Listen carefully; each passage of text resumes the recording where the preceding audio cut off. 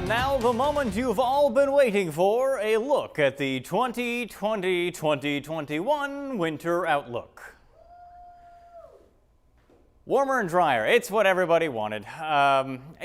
Originally, I'm not gonna lie to you guys, originally I wanted to be a little tongue-in-cheek with this, and I was gonna show snow and like all this great stuff that everybody really wants, and then I was gonna be like, yeah, but it's 2020, so this is what we actually get.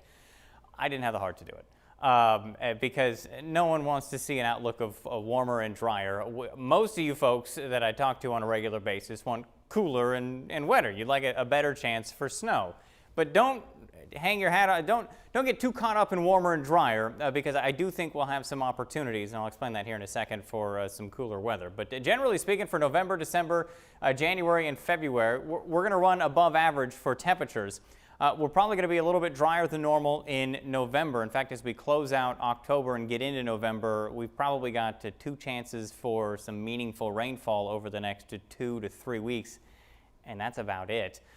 Once we get into December and January, I tend to think that because of the way the PDO is set up, that our cold fronts are going to come swinging through a little bit closer to the Gulf than they normally would during a La Nina. That's going to leave us wetter. By the time we get into February, we'll be looking a little bit drier. And then we'll finally be cooler than average in March, but that won't help anybody because our chances for, like snow on Christmas, for example, will be long gone. And who wants a cooler than average spring break? I don't think anybody. A similar winter is the one that we're heading into. By the way, the one that may stick out to you guys is that 2016 winter. That was not the winter where we got the big December snowfall, though that was a La Nina year, which is what we are in right now. You may ask yourself, well, Nick, how have you guys done historically? And I mean, we do okay. All the way through from 2014 when I started doing this through 2019, we've at least tagged one of these or both on any given year, whether it's temperature or precip. So when we say, warmer and wetter, you can kind of take to the bank, hopefully, that we're going to tag at least one of those and probably both. But for those of you that are going, but Nick, I wanted snow so bad. Well, hold on. There is an opportunity during La Ninas to get snow down here, even if we're warmer than average.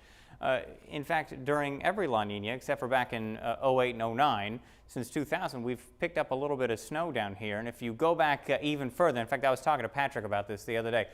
He was saying that, I want to say that it was the 95 winter that, and I wasn't around for this. I wasn't here in South Mississippi. And I went thumbing through the records, and I couldn't find this officially. But he did mention that we had some reasonable snow piling up across the Gulf South in 1995, may have been 98. I'm going to have to double check that. I couldn't find the records on that, but I trust Patrick.